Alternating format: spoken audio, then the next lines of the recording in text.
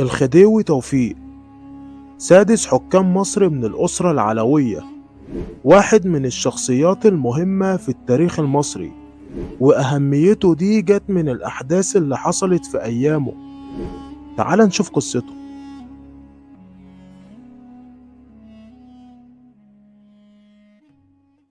على حسب كلام نجدة فتحي في كتاب هذا اليوم في التاريخ، إنه في يوم الخميس الموافق 26 يونيو 1879 وصلت الأستانة برقية بخلع الخديوي إسماعيل.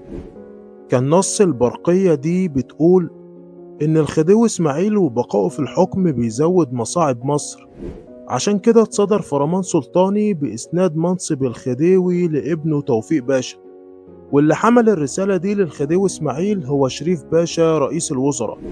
وبيتقال إنه كان وقتها بيلعب طاولة مع بعض حاشيته، فلما عرض شريف باشا عليه محتويات الرسالة قابلها بالصمت والجلد، وطلب من شريف باشا إنه يدعو إليه الأمير توفيق. خرج شريف باشا لمقابلة الخديوي الجديد، واللي كان تلقى برقية تانية خالص بإسناده الخديوية. راح شريف باشا هو والخديوي توفيق لسرايا عابدين لمقابلة الخديوي إسماعيل، ودخل الخديوي توفيق لوحده لمقابلة إسماعيل باشا، فقابله أبوه بيا أفندينا، ودي كانت العبارة اللي بينادي بيها عليه، وسلموا سلطة الحكم. وطبعا كان الموقف ده مؤثر جدا. وفي مساء اليوم نفسه اتعملت حفلة تولية الخديوي توفيق في سرايا القلعة، وبدأ إسماعيل يستعد في الرحيل عن البلاد.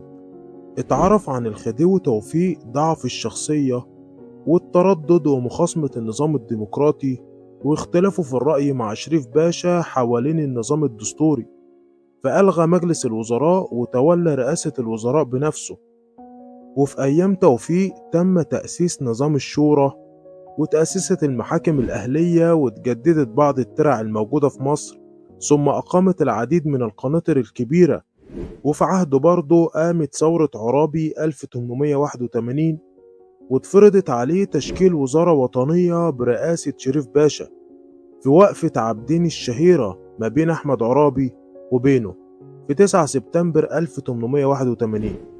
وتصاعد الصراع ما بينه وما بين العرابيين اللي كادوا أن يهددوا عرشه، فبدأ يستعين بالإنجليز، مما أدى إلى هزيمة العرابيين ودخول الاحتلال البريطاني لمصر 1882، حيث أصبحت السلطة الفعلية في يد الإنجليز، وسلطة الخديوي كانت سلطة اسمية.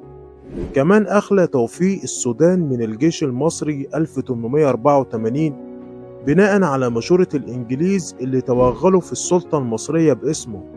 ومن غرائب التاريخ إن الخديوي توفيق اتولد يوم خميس، وتولى الخديوية يوم خميس، ودخل القاهرة بعد الثورة العرابية يوم خميس، وتوفى يوم خميس في 7 يناير 1892 عن عمر 40 سنة، وخلفه ابنه عباس حلمي الثاني.